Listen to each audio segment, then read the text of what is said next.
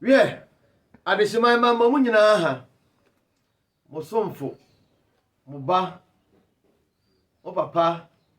mo wofa ase mo wofa mo nua bema ba ko pena na oya di Kesse kronkron Tano komfour na mo kase eda ahwefo ase di kan di aseda be ma otwedi ampon de obo soro bo asase totrobo nsu nyame otonsu obo ahia ahina totrobo nsu nyankopon nyame ba akopɛ aseda ka otwedi ampon yamfa aseda ma otwedi ampon yekoda ye ne ansori a obi ani nyame ni asem ka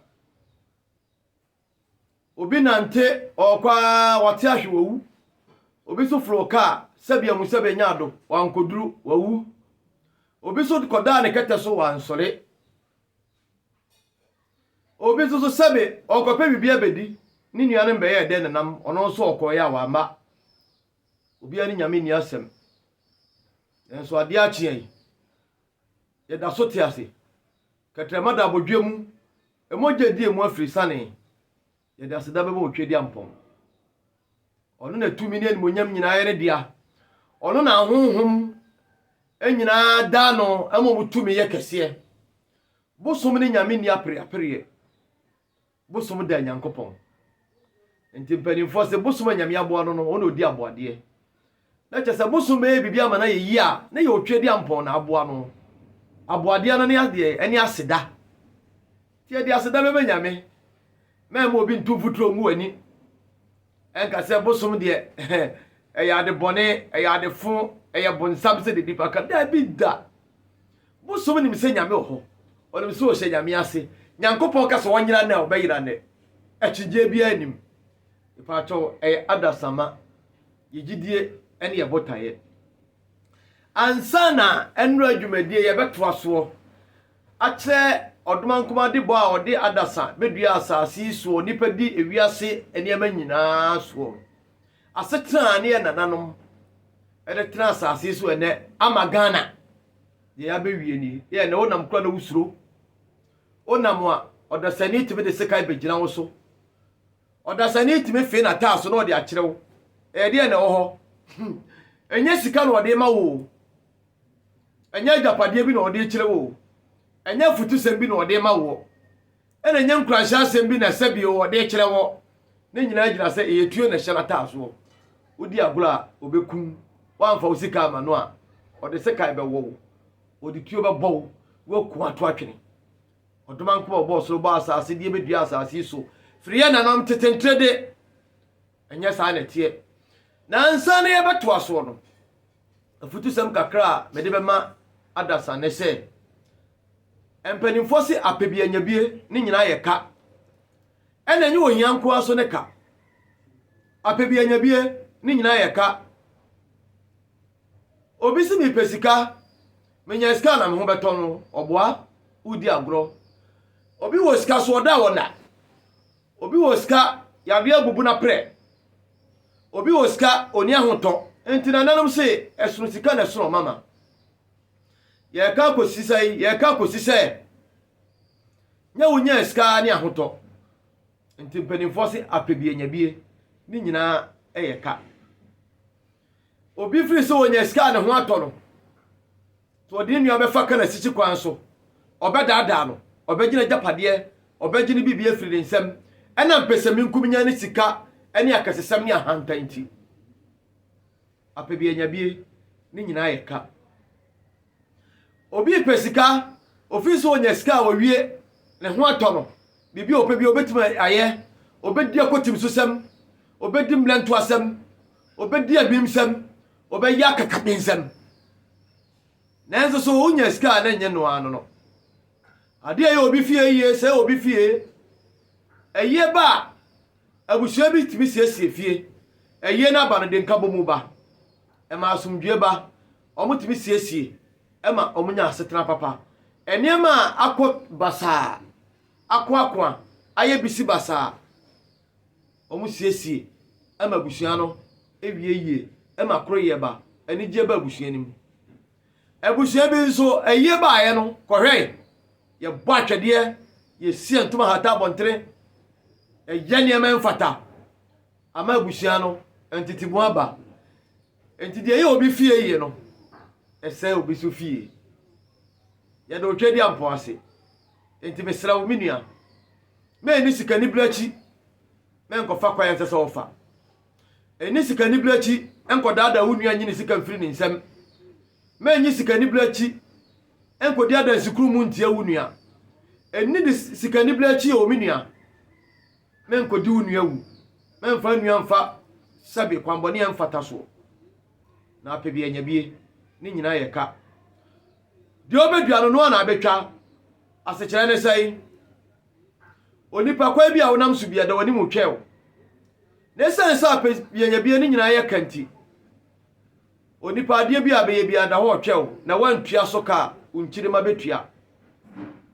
ya nanonum bia ye boni fritetetetete odman ko obo ade fritete ebesi nei enkyire ma no etwa so aba etua so ka abusua bia ye boni fritetetetete adiewu fa kwambone so ebesi nei abusua no ayekoda na ayapambone adabusua no so abusua ni hu enya ho pomasibre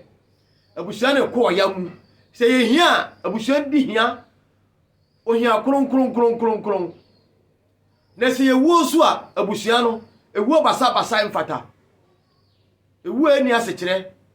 wu atofu wuo ya eni awie na se ya wade so a abusua no obi antimi nkwa wade enwie da obi antimi nkwa wade enware emfa nkwa wie da asechire kire se okwa awade a na wasai okwa awade a enye okwa awade a ensiaga efia yakomu awade ono nkwa akwa na aye bisi basa unim bibi unim sentia ne nananom ye bone wa awade kwan bi so enti edi abusua ni nyabesi ne abusua no obi aye bibi enye yie abusua bi enabi ejabi fa kwamboni bi so nya sika ji obi ajapade ni sika ne mpemprade afiri ne nsam ama nipa ne kanome asam to abusua no so ebesi na abusua no obi anya yi abusua no mu da timinia sisi utrim memfa kwamboni so nya sika na afa kwamboni nya esu nya sika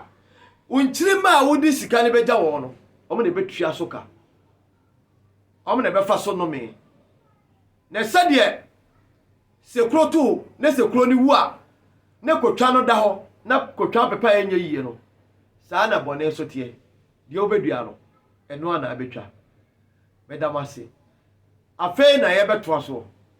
we ya futu sama medeba adasa enhyiranka nyamedin utwedi ampon ye twere no ayempon da ona ahwe so ama dispatch ye yakoda ye ebeti ase na hoya di na Kesse woda ye wansore wan na ekobisa de nyame asem sabre na aka ne amochi asem di obeye bia no ada woni mu twɛw na kwakwa amotwe e wa asamado a ɔkye wo twɛ wo kwakwa amotwe wa asamado a ɔtwɛ wo ebia woni ma amotwe ye ka amotwe a ɔne asamado hene asamado okukuroko asamado okakraka asamado president oni ministers no wona sojafo na wo ye bone na akoduru ho a na wa me ayerewo ezisiri meko kaka duro hwentia ne pepre na kaka meko no nya meko kwa wo meso a meko ketekete a no ya no ya yerewo tuawo ya meko di asrawo ya toatwere kruwa toatwere ba bia wiem na wia bo wa ma ho ahyehyew na wutie mu na magu so brididididi oda ho ahemache ni abenya no ni ayerewo na magu achi asam da ho ma onipa timinua jai obi ntiase efiri se me hye nananom abakosem tetenia ma nananom tena aseje oman to ho a omre tena wodom enya doma ni nuampo ne mpo wo bi behye na okane bata no ho de ne ye ne busua ama nei enkyirima yi abusua bi akoye manso sabia mu sabia nya ado a o ma ya ade hye no akoye nkoa so abeya adehye na ntuma tuntuma bi fla ituma chese ama Ghana ene ye nyina yie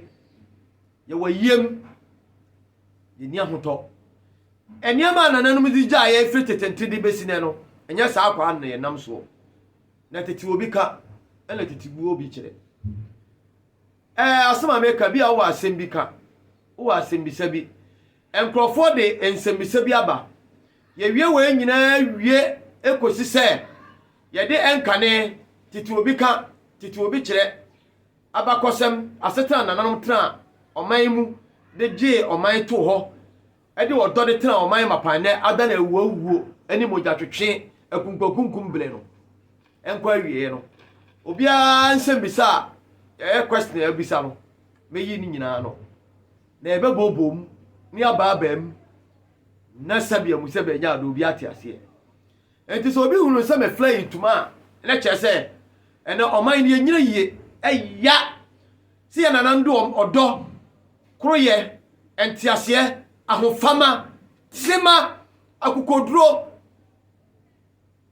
ene ji oman si wona na de ene wonam a utu nai ba akumienu no otwo ni ahwechi ene obi ka se hwesoro wa hwefamu a sikai da ominim ene wiase oya sro oya misro na susro me etu no obi ka asem kro agi se otwo ni ahwechi fi se woni ne namunu ni madwen kro ode ba sikai hye ne botomu a etu o hye na taaso e ba ne sei ye no ane sei na amene afọ na ya hata anasa aye findi ekosie onyankopon me entiase ne emfa tete atempo no na na bebu aye enti se uhuru se mosomfo bi fly ituma na gina homa se oman no ye wayem oman ni nyina so papa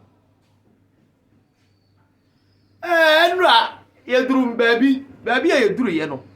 ye duru baabi a na ye nananom efaso ekoya mfaso gi aware na baabi e duru ye ne to aso yi na wo ya de Kesse opese wo asembisa bi ana ope asembi emu enchiremu bibi kire wadwene na wonti nsembi obe frɛ number 0246 16 94 16 0246 16 94 16 0246 16 94 16 na wo ya de Kesse me number no mesra o menuanom ena hu titia wutie mi ya ohumi eye Nana Kesse TV Nana Kesse enti ma unua asonte se Nana Kesse ze si ade wanya ono na ade a empo opa dumankwasem abakosem tetesem ade a manipa hunu ni girabre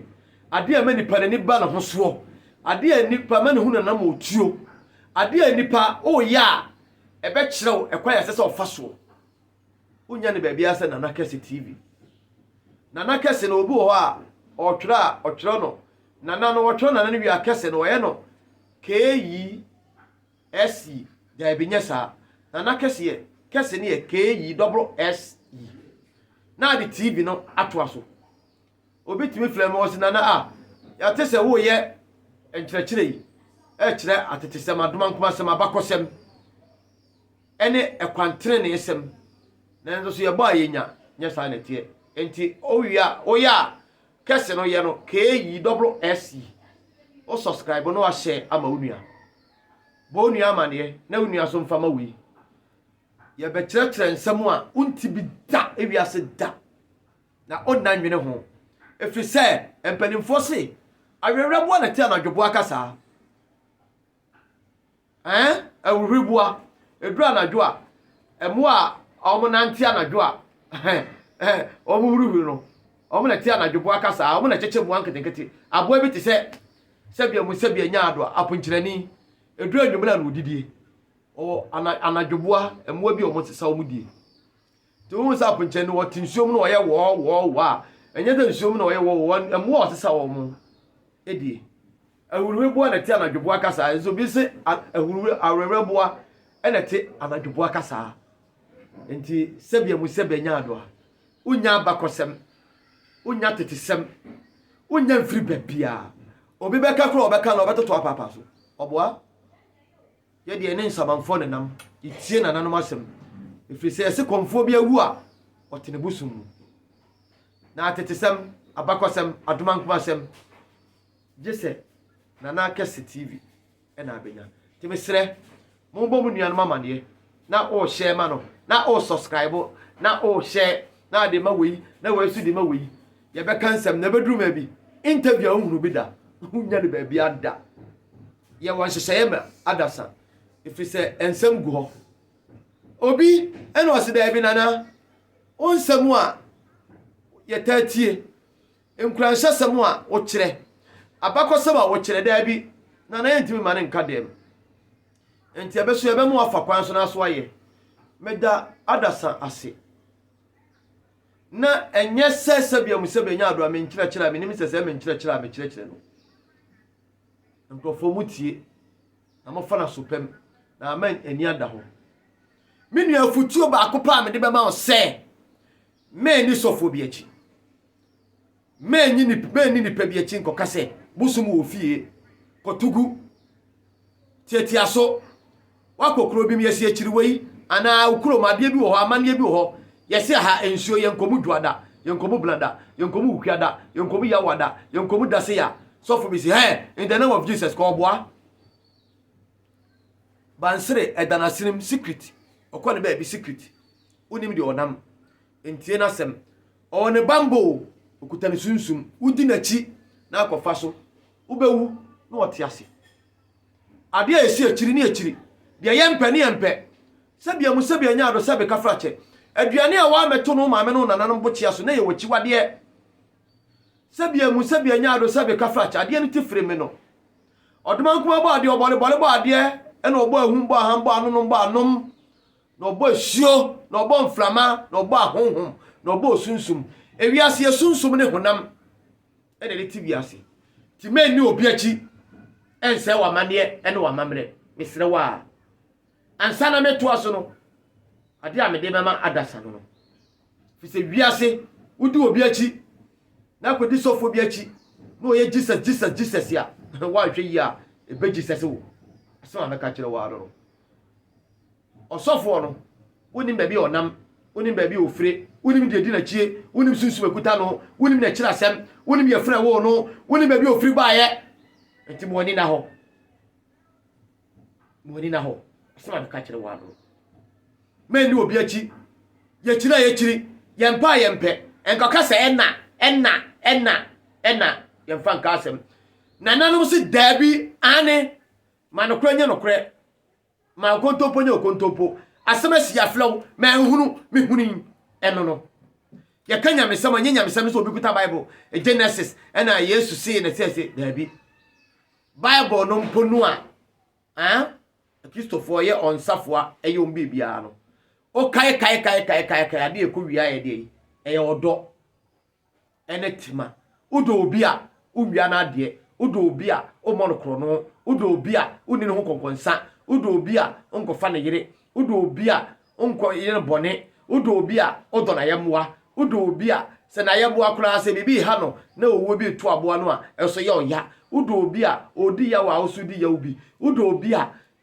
onya ne bone na se me do o so do me minu yesu do die nyina ye do e ho a hwan na mo si nyankopon bebu na ten ama bu obi aten se odo ho a asa bible no se die wo se so obi ka so do nyankopon ne so otade nua a wo ye otorofo onyame a uhunu na aso do no unua uni tife na aso otai no ne se brebe so nipa beka se urade amfa di anshankom ya amfa di anto hombone wo se firim sufi wa wo ye de entene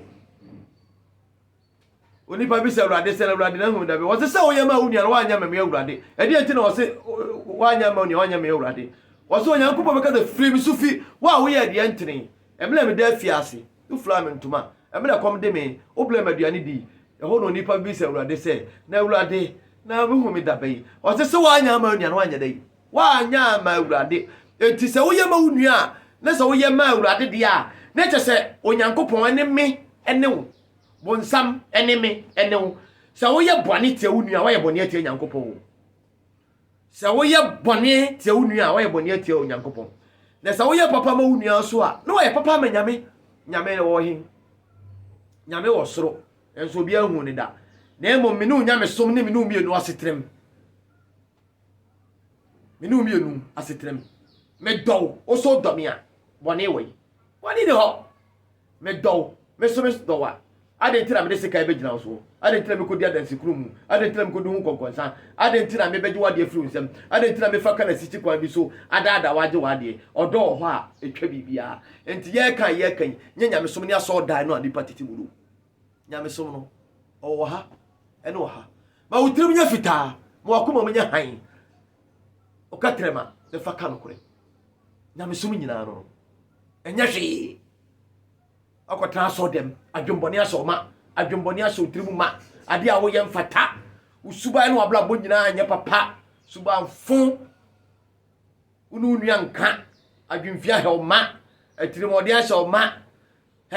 kasakura wo kasakura anya papa na no sofu bi gina ekwa ho o preachi o hwe preachi o preachia sebe nyansa bia anim enso aba ensamfo no waka o preachi ene ni pe preachi wa ni atemu a ye ga on timi preachi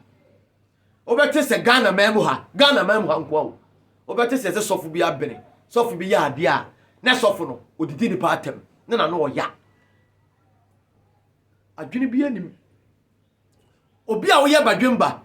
ene betima di akra bible ne kan yo wo se badwemba ne betima di akra wa bible ne kuta wo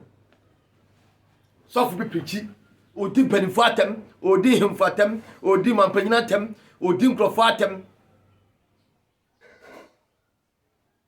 wo se obi etutu ni obo tutu bra obi sa de ne koye obi sa de ne ko bo tutu what my friend pene bisa no unim kwaya situation de ne ko gura mu menka say yo na mu nim kwaya de ne fa mu osofo anya bia no what my friend pa no e bisa no de ntia okuduru sa situation no uso obi ye kromfo obi sa de ntia okoba okro no e bia na hokyire bi enso kasabe o collections kakra no obetimi de bia boa no ama sebe otimi de ya adwuma ama oyina ni atwe ahwo afiri bone ho enso obegina ho ene obaye atale ehewei bible se mo amhye ntale gina mo ye nkwasiafo bible se badwemba na betima di akra enti sese bible kan asem bia so so do adwene eto ho e de odina o se odibonye ni ba akosakra na aso abofo mpempem ani age e kire sei Paul no a mo so da makasa Paul amante mo se di kanfo no what you say osofo what you say Paul oso okona senkrofo konkro onso be kombi